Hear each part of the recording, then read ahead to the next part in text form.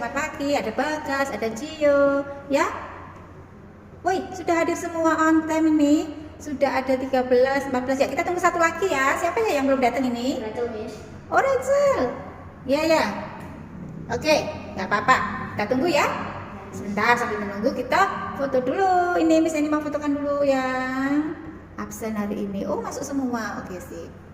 Ya, yuk kita awali dengan berdoa dulu. Siapa yang memimpin doa? Miss.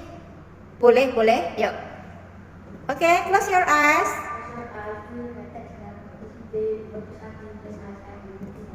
Amen. Blink open your eyes. Oke, kita sama-sama yuk berdiri semuanya mengucapkan Pancasila. Yuk, Pancasila.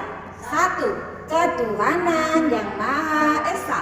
2. Kemanusiaan yang adil dan beradab. 3. Persatuan Indonesia. 4. Kerakyatan yang dipimpin oleh hikmat kebijaksanaan dalam permusyawaratan perwakilan. 5. Keadilan sosial bagi seluruh rakyat Indonesia. Kita lanjut moral value-nya Brad Gidi ya. Yuk, Brad Gidi ya. B. Bijaksana dalam bertindak. Rendah hati dalam bersikap. I. Iman kepada Tuhan. G. Gigih dan berani dalam kebenaran. H. Hati dan pikiran yang jernih. T. Tenggang rasa dalam pergaulan. K. Kasih sayang pada sesama. I. Ingat tanggung jawab. D. Dedikasi dan bakti pada orang tua. D. Dapat dipercaya kata dan perbuatan. I. Integritas dalam kepribadian. E. Etika dijunjung tinggi. Yeay. Oke, terima kasih. Tadi bangun tidur sudah mandi? Sudah. Sudah cuci tangan setiap kali kita melakukan aktivitas? Sudah, pinter. Pakai sabun enggak ya? Pakai hand sanitizer enggak kalau kita pergi-pergi? Pakai visil? Wih, pinter sekali. Selalu pakai masker ya kalau kamu keluar rumah ya. Oh, jarang pergi, pinter, jarang pergi ya. Jadi kita apa? Ya, kita harus jaga jarak. Oke ya, sip. Sebelumnya mari kita membuat kesepakatan kelas dulu ya. Oke. Belajarnya juga harus lebih baik dari kemarin. Nah, kira-kira bagaimana ya supaya kelas kita itu bisa lebih baik dari kemarin? Kita bikin janjian yuk, bikin janji-janji yuk. Kesepakatan yuk, misalnya apa? Kesepakatan yang pertama misalnya apa? Ayo dibuka semuanya, speakernya dibuka. Yuk, kameranya, speakernya dibuka. Rachel, Alicia, Trevor, Vio. Nah, kita bikin janji-janji yuk, bikin keyakinan kelas yuk. Pengennya gimana supaya kelasnya lancar? 5 menit sebelum Zoom sudah siap gitu ya? Ya. Halo? 5 menit sebelum Zoom dimulai sudah siap gitu ya? Siapa setuju? Terus apa lagi? Pengen bikin peraturan apa lagi? Nggak boleh? Nggak boleh apa, guys? Hah? Kok nggak boleh duduk? Nggak boleh makan?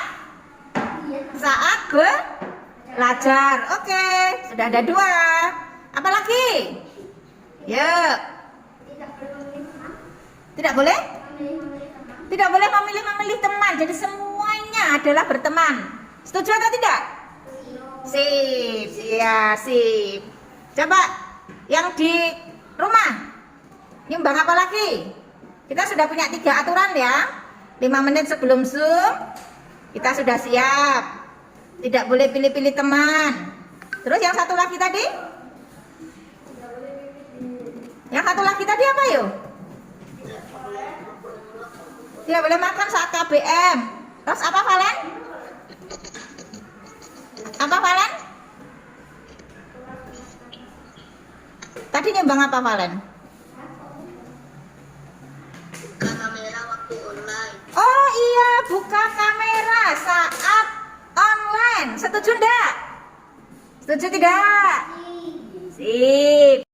Ya, terima kasih. Musiknya tadi terdengar ya? Oke, sekarang sudah agak rileks kan? Nah, mari kita sekarang akan memulai materinya. Nah, itu tadi Miss ini mengajak kalian untuk memusatkan perhatian supaya lebih semangat lagi ya. Nah, seperti yang materi sebelumnya tentang teknologi pangan, kalian sudah menyetorkan video tentang pangan ya. Nah, sekarang Miss ini juga sama. Untuk yang materi perkembangan teknologi komunikasi, Miss ini juga akan menawarkan kepada kalian ada dua opsi nih. Siapa yang mau belajar mandiri? Kalau mandiri artinya apa? Miss ini membagikan link ke kalian, kemudian nanti kalian buka link tersebut, kamu simak, kamu pelajari berulang-ulang sendiri. Tetapi kalau ada yang mau Zoom meeting sama Miss Heni di sini juga dipersilahkan. Nah, ini kebetulan ada yang 3 dititipkan di sekolah ya, nggak apa-apa. Berarti ikut sama Miss. Nanti yang di rumah kalau mau tanya-tanya bisa lewat WA juga ya. Siapa yang pakai link? Siapa yang mau belajar mandiri lewat linknya Miss Heni? Sama, yang ngajar juga Miss Heni. Miss Heni kan sudah membuatkan pembelajaran lewat YouTube. Nah, nanti linknya Miss Heni bagikan ke kalian. Siapa?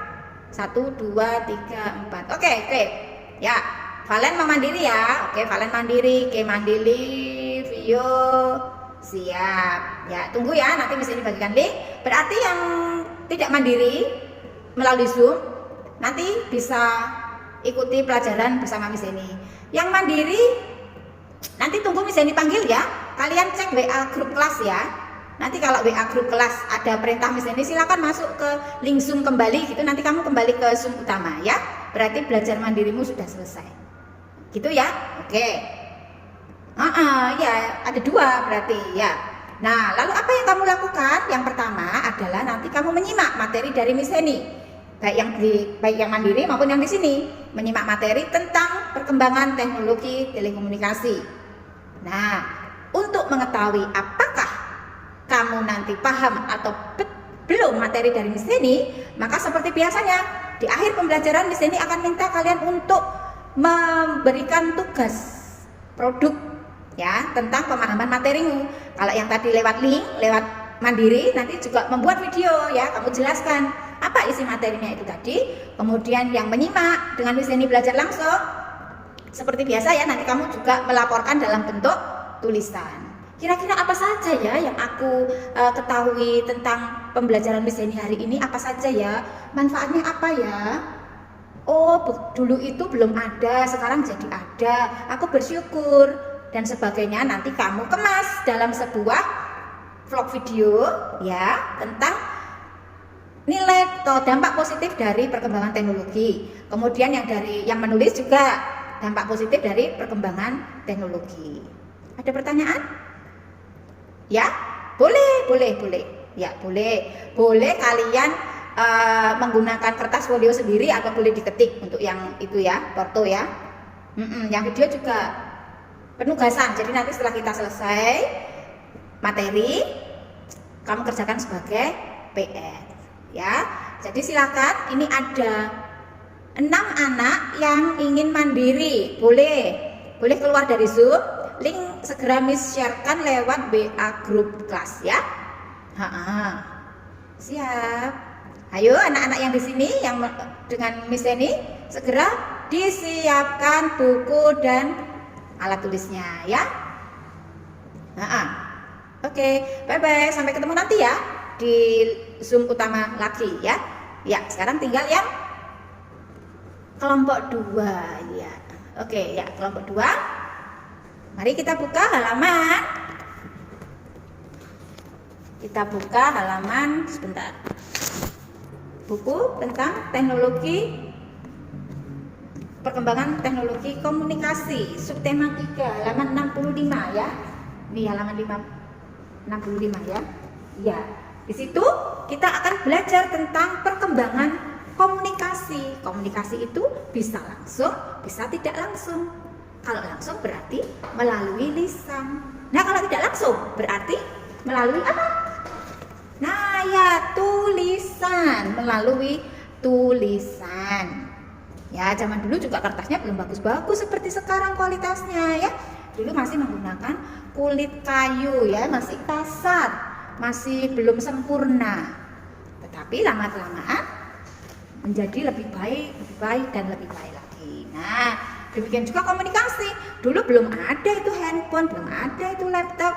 Kita menggunakan apa? Nggak tahu ya. Nah, siapa yang suka di rumah itu suka ada bunyi tong tong tong tong tong tong. Ada yang di rumah? Pernah? Gus, pernah nggak kamu dengar suara apa itu? Komunikasinya lewat apa itu kalau tong tong tong itu? Apa itu? Kan? Kentongan. Ya. Ya. Dulu komunikasinya lewat alat-alat tradisional untuk mengumpulkan warganya, tidak seperti sekarang ya. Sudah lebih maju. Ya. Oke. Nah, kita lihat sekarang halaman 65, perkembangan teknologi komunikasi. Coba Bagas, bacakan Gas. Romawi, paragraf 1 dulu. Yuk dibaca yuk. Ya. Komunikasi secara tertulis dilakukan sejak tulisan ditemukan. Dahulu manusia menggunakan berbagai jenis lembaran untuk menulis. Ada lembaran dari tanaman papirus, daun. Yuk kita sama-sama berkonsentrasi. Pejamkan mata. Atur nafas. Hirup. Hembuskan perlahan. Lepaskan tangan sampai terjuntai. Ambil posisi duduk yang paling enak. Kembali lagi kita pusatkan perhatian. Pejamkan mata. Hirup udara yang segar. Tahan, hembuskan. Hirup lagi udara. Rasakan, hembuskan. Kembali menghirup udara. Tahan, hembuskan. Rilekskan diri, pusatkan pikiran. Buka mata perlahan-lahan sambil menikmati musik yang terdengar.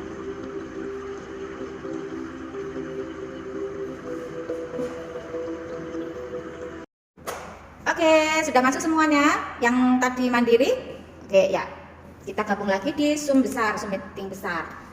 Nah, siapkan untuk PR-nya ya. Kita ulang lagi PR-nya nanti. Yang tadi itu melalui mandiri nanti membuat video.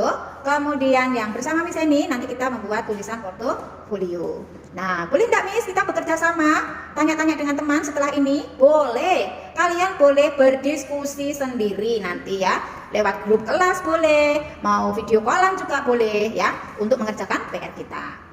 Ya, sekarang sudah tahu ya tentang perkembangan teknologi komunikasi? Oh sudah, harus semangat sekali. Yuk, lanjut. Nah, karena waktunya sudah selesai, maka kita akan akhiri pelajaran hari ini dengan berdoa. Oke, close your eyes. Let's pray together. Thanks God for today. We want to go home. Bless us. Amen. Blink, open your eyes. Bye. See you. Ya, bye bye. Selamat mengerjakan PR ya. Perasaan saya saat merencanakan dan melaksanakan aksi RPP berdiferensiasi dan KSE itu awalnya saya masih merasa meraba-raba, belum begitu yakin dengan RPP saya. Apakah memang betul-betul sudah memenuhi kriteria yang seharusnya ada dalam RPP diferensiasi dan KSE atau belum. Namun setelah ada pertemuan di Loka 4, saya semakin terbuka wawasan, semakin paham dan semakin yakin akan materi RPP diferensiasi dan KSE. Hal ini dikarenakan saat Loka 4, materi ini dikupas tuntas bersama dengan pengajar praktik dan sharing bersama teman-teman CGP yang lain. Nah, jadi saya sangat senang dan merasa beruntung sekali ya berada dalam komunitas CGP ini karena banyak hal yang perlu saya evaluasi gitu dalam pengajaran saya selama ini ya, cara pola lama gitu banyak sekali yang perlu saya evaluasi ya. Gaya lama yang sangat tidak mendukung, sangat tidak berpihak pada murid itu sekarang saya sudah mulai tersentuh ya, sudah mulai saya terapkan untuk perbaikan diri. Nah, awalnya dalam mengajar itu saya masih monoton, kurang variatif, tidak kreatif ya. Kemudian sedihnya itu ternyata saya baru menyadari bahwa pembelajaran yang saya berikan selama ini tuh ternyata belum berpihak pada siswa ya. Jadi hanya siswa tertentu saja yang mampu beradaptasi dengan rencana dan gaya belajar saya yang berhasil, ya, sedangkan yang tidak seirama dengan saya itu tingkat keberhasilannya tidak maksimal, bahkan ada yang tidak mencapai KKM. Nah, ini sangat-sangat memprihatinkan bagi saya gitu. Jadi saya juga merasa bersalah ya, ternyata bertahun-tahun saya melakukan sesuatu yang merugikan bagi siswa. Kemudian pembelajaran yang saya dapat dari aksi pembelajaran RPP berdiferensiasi dan KSE ini, yang pertama itu wawasan saya menjadi bertambah banyak, sehingga mempengaruhi pola pikir saya dan perencanaan pembelajaran saya yang sekarang sudah saya alihkan menjadi pembelajaran yang berpihak pada murid, ya, yang tidak memaksakan keinginan guru, ya, yang sebelumnya saya sama sekali tidak terbersit adanya teknik stop, kesepakatan kelas, pemetaan diferensiasi, persiapan RPP berdasarkan konten, proses, produk yang memperhatikan kegiatan atau teknik kompetensi KSE mengenai kesadaran diri, pengelolaan diri, kesadaran sosial, keterampilan relasi, dan pengambilan keputusan yang bertanggung jawab. Yang tadinya saya tidak mendasari itu, sekarang saya mencoba dan sudah menerapkan itu semua, dan pembelajaran itu semakin berarti sekarang ya, terarah, kemudian terstruktur dengan baik, tujuannya kelihatan, langkahnya kelihatan, hasilnya pun yang akan dicapai bisa diprediksi. Kemudian yang kedua, berkumpul bersama praktisi CGP itu menambah semangat dan wawasan dalam menyelesaikan berbagai permasalahan yang ada di lapangan. Ya, kami bisa berbagi, sharing masalah, kemudian pada saat menemukan solusi itu juga mereka sharingkan. Jadi ternyata pada saat kita bertemu itu ada beberapa permasalahan yang sama, dan kemudian jalan keluarnya kami terbantu karena mereka juga memberikan pengalamannya kepada kita secara bersama-sama, ya. Dan uniknya lagi, kalau dulu itu dalam menyelesaikan masalah itu masih bersifat dominan sebagai konselor, ya, namun sekarang sudah melakukan teknik coaching, ya, dengan menggunakan prinsip tirta, sehingga kita banyak mendengar, menggali, ya, potensi coach, ya, orang yang memerlukan kita untuk berdiskusi dalam mencari solusi, ya. Kita mendukung aksinya Kuci, kita menguatkan, kemudian mensupport dalam berkomitmen. Dengan demikian diskusi yang kita lakukan menjadi terarah, tidak mengembang tanpa batas seperti yang terjadi sebelumnya.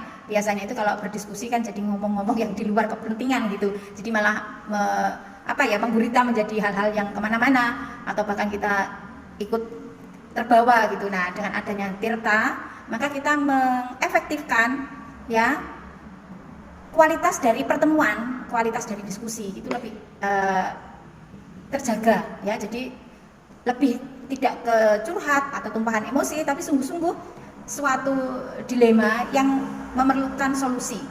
Nah, tirta sangat membantu saya untuk membatasi langkah atau pembicaraan yang tidak penting gitu. Ada beberapa hal yang harus saya perbaiki dalam pembelajaran, ya. Dari semua yang telah saya dapat baik di modul 1, modul 2, modul 3, saya berkomitmen dan terus secara kontinu untuk menerapkan segala sesuatu yang saya dapat di modul 1, 2, 3 itu dalam menerapkannya di lapangan. Saat proses pembelajaran maupun saat kolaborasi dengan atasan, kepala sekolah maupun warga, ya. Juga dengan murid, utamanya dalam pembiasaan budaya positif dan segitiga restitusi.